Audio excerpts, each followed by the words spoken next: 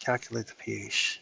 All right, let's set up a reaction between a generic acid turning into proton and its conjugate base. All right, and we're going to set up a nice table. I stands for the initial concentration and C stands for the change in concentration, and we're looking for the concentration at equilibrium, so we can use this equilibrium constant. Initially, we are given the concentration is 5.00 molar.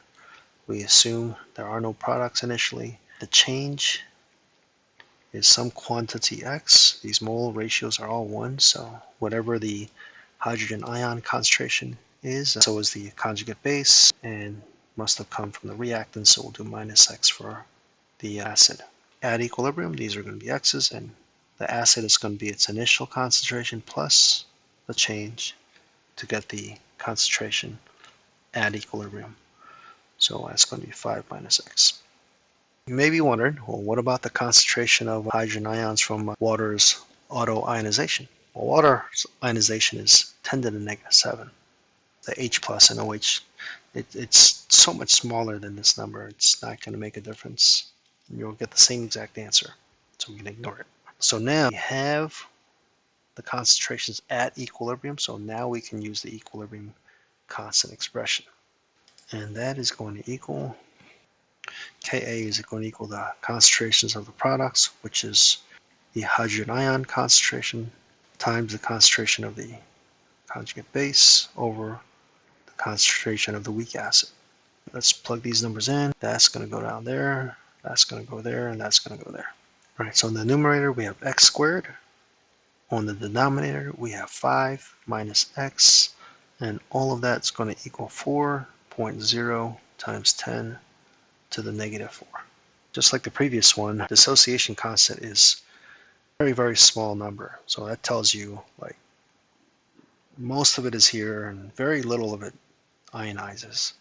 So this number, x, is compared to its initial, is going to be very, very small. It's going to be less than 5%.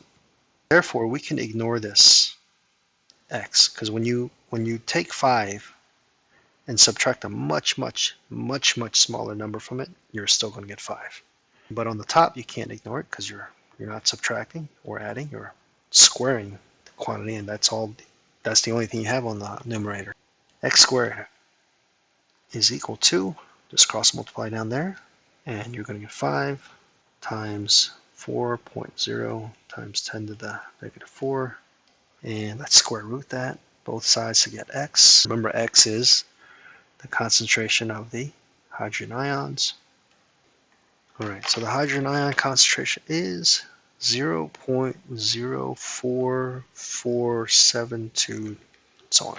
All right, so pH, finally, is a negative log of the H plus concentration, which we just saw for. pH is 1.3494. How many sig figs do we need? All right, we got 2 sig figs there, and we got 3 there. We're going to have to use 2. For log functions, the sig figs you had in your coefficient of your scientific notation is reserved after the decimal, after your log functions. So 1.35 pH, 1.35.